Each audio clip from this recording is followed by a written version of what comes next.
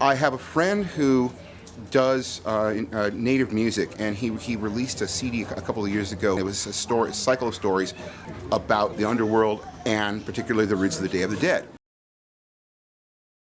So here on 31st, we decided to show people how to build altars and to get people to remember about their ancestors. I'm actually taking a death and dying class at the local college here, and my teacher was telling me about it, and it sounded really interesting. I like the altar, the idea of just being able to remember somebody in a positive way instead of having to be down about it all the time. We'll grab two? Sure. Go ahead, we got plenty of them. Oh, you can have one too. Well, I've always known about it, but growing up out here in the desert, nobody really celebrates it. I saw this in the newspaper. I was excited. I wanted to introduce my kids to about their heritage and what Mexicans in Mexico celebrate for their ancestors that have passed. And I think it's fun and colorful to paint your face like this, so that's what I did. After having suffered some loss myself, I just decided that I wanted to do something that was not just an art piece. There's lots of arts up here, lots of galleries and stuff. I wanted to do something that involved families.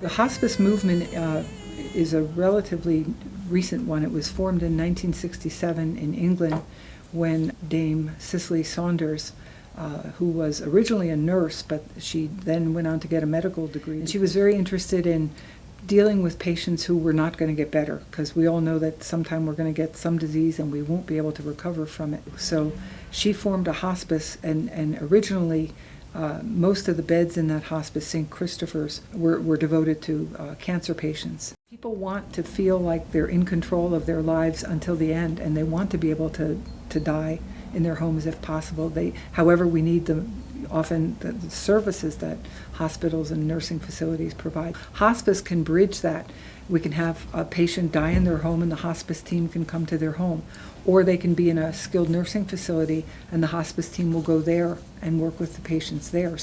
Or there can be a hospice wing of a hospital, and so you can work directly out of the hospital. So hospice is more of a concept than a place. America in 1900, 80% of people that died in their homes. 20% died somewhere else.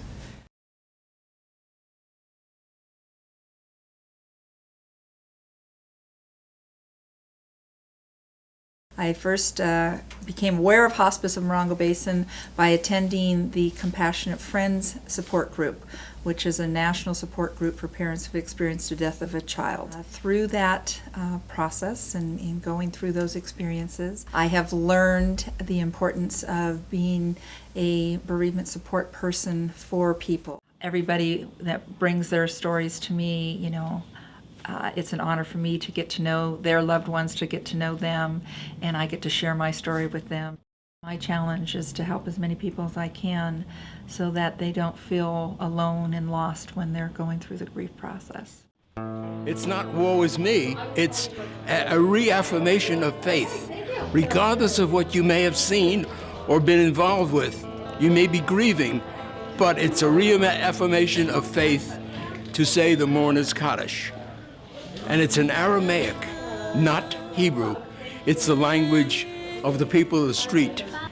Yiskadal v'yiskadash shemei rabo, v'yomo divro chirusei, v'yamlich machusei, v'chayechein v'yemechein v'chayedecho, beis Yisrael, ba'agol v'izman koriv, v'yimeru, amen, yeishmei rabo mevorach, le'elorah mayo, Yisborach, Yisborach, v'yishtabach, v'yisnasei, v'yisador, v'yisalel, v'yisalol shmei kurasha, b'richu, oseh shalom b'bremav, yaseh shalom aleinu, v'al kol Yisrael, v'yimru, amen. So the very last part of this is, may he who establishes peace in the heavens grant us peace unto us and to all mankind, and say ye, Amen. Amen. Nothing can come close to the feeling that is involved with people who are grieving. When they hear that, they know there is a companionship around others who are grieving with them or just participating as members of the community. It's said a couple of times a day in very tight communities where they assemble at least 10 people for what they call a minyan, a congregation, in order to say the Kaddish together, to reaffirm their faith in and hope of the future. When a family signs up for hospice care, they get help from a social worker, from a chaplain, they get a volunteer, which is where our office comes in. We provide volunteers.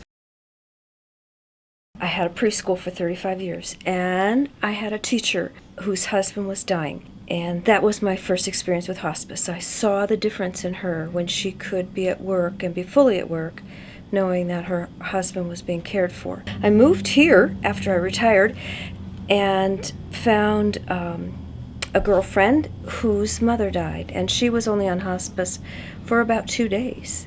But I saw again the same thing, and we made a commitment to one another that we would go and get trained to be hospice volunteers. What we really do as hospice volunteers is do practical things that meet needs, a comforting companion, opportunities to support the caregiver or give them a time off so that they can heal or recover for themselves. I have since become a chaplain for High Desert Hospital and High Desert Hospital Hospice Program. And so as a chaplain, I can go to spirituality, and that's really opens a whole new door to give them support and to acknowledge what a treasure it is to hear their stories. Hearing their stories is intimate, very personal, and a huge responsibility. Sometimes we just go in there and we just sit there because they're not able to respond.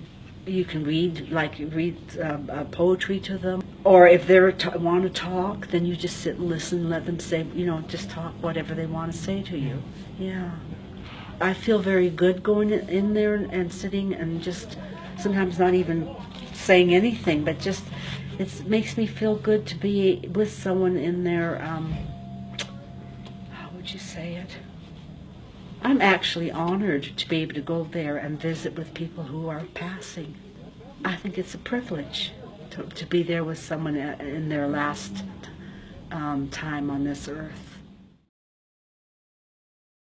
I have a survey that I give in my classes of attitudes, and one of the questions is, have you ever thought about suicide? And I found over the years that the most bitter loss that anybody can really experience is loss through suicide.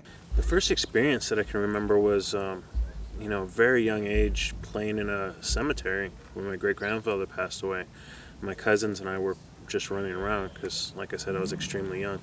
But I went to St. Teresa's Catholic School in Palm Springs, and so we had the whole, when you die, you go to heaven as long as you abide by God's rules. If you don't, then you go to hell.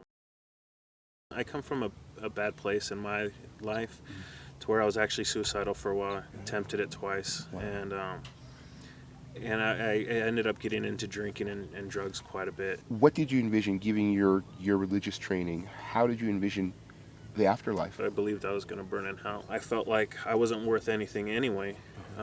I felt like I did a lot of things that were unforgivable in a sense, and that I was going to end up there anyway. So that's part of my tattoos is I put suicidal tendencies on the bottom here over a couple of the minor scars, have the Grim Reaper here, and then it says alone in a casket right here. And then I've got flames to represent burning in hell. So if I killed myself, the Grim Reaper was going to come take me away. I'd be alone for eternity burning in hell. Do you fear death? I do, but only in the selfish sense that I want to be around my kids as long as I can. You know, I want to see my kids get married. I want to see them have kids. You know, I want to be a grandfather. I want to be there to give my sister away at her wedding. But as far as the finale of death, I don't think I do. You know, like I said, I was willing to take my own life, and I knew where that was going to take me. And even now, not that I would take my own life now, but knowing and having that faith that I do, that in a God that I think of, you know, and I think I'd be okay. This is a festive time for Mexicans. This is a time of memories and celebration and family. This is not a time to mourn or be sad or particularly be scared like people are on Halloween. If your grandparents or your parents are still around, treasure that knowledge. Share it with your children. It is not so much a sad thing to pass on as it is another stage in life and a chance for us to remember.